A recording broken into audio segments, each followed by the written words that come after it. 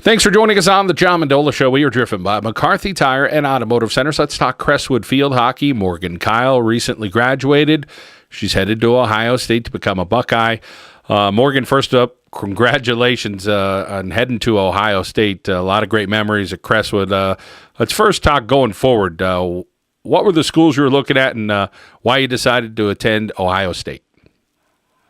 Well, when I was first starting my college search, I was looking at University of Delaware, Temple, and Providence up in New Hampshire. They were my biggest three schools.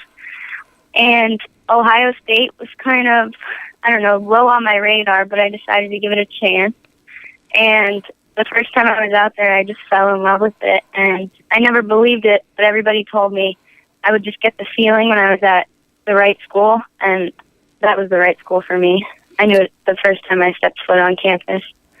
Well, from what everybody says, it's a beautiful campus, a great place to be, and you mentioned falling in love with it. Hey, you're going to be playing in the Big Ten, some great competition there, including plenty of talent from the Wyoming Valley Conference, and you could go all across the various schools, and you'll see players, including some from Crestwood, playing field hockey in the Big Ten.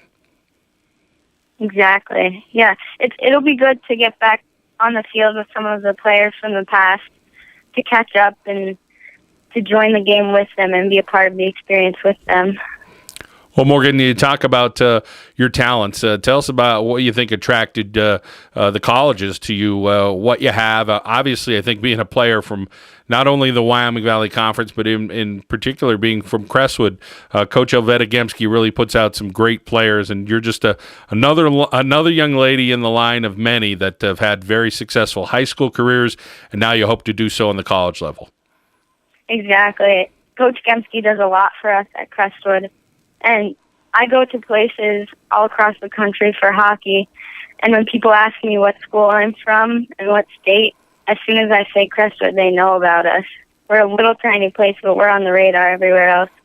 And I think the thing that schools looked at me for was my speed as a midfielder, because it's hard to find players that can play on the outside of the field quickly. So I think that is my strongest point on the field, definitely. Morgan, how about the academic side, what you're going to study? Do you have an idea on a major heading to Ohio State? Right now I'm in the career exploration program, which is basically undeclared, but I am thinking about materials engineering, which is basically the same as chemical engineering. There's a lot of math and physics and chemistry related courses, so it'll be fun. Challenging but fun.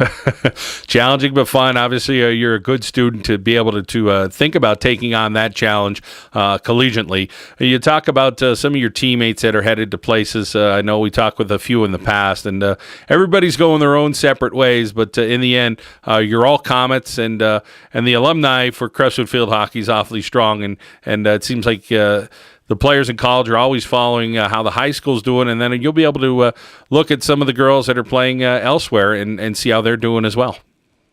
Exactly. That's definitely one of the greatest things at Crestwood is the bonds that we have as a team. It's something that lasts us forever, all through college, and even after that. We have a special bond that not a lot of people get to experience. Morgan, let's talk about your family. Tell us about how they've been there for you, traveling with field hockey and various sports, and how you're able to get involved athletically at Crestwood. I would not be where I am today without my parents.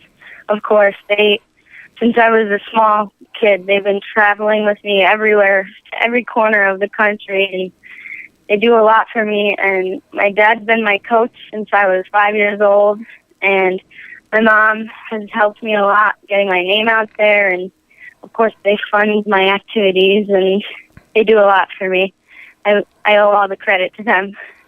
Morgan, when you talk about your relationship with the players there at Crestwood, that's a special, unique relationship. But Coach Gemski, she's not the quote-unquote warm and fuzzy kind of coach, but she is so effective in what she does, and she's so well respected, not only locally, but nationally. I mean, people know, like you said, they know Crestwood. They know who she is. She's in the National Hall of Fame.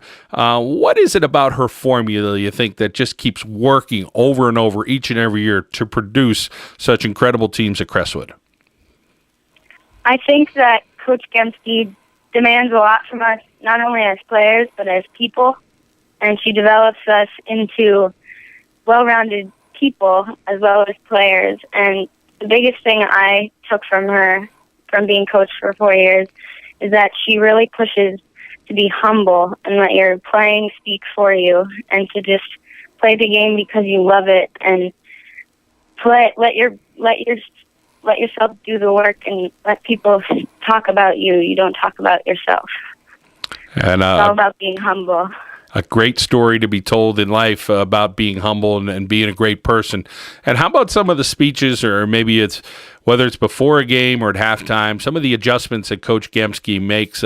Again, not a rah-rah kind of coach that's going to say, hey, let's go get them. She's going to tell you what you need to do and be effective. She's very direct in her approach. She is.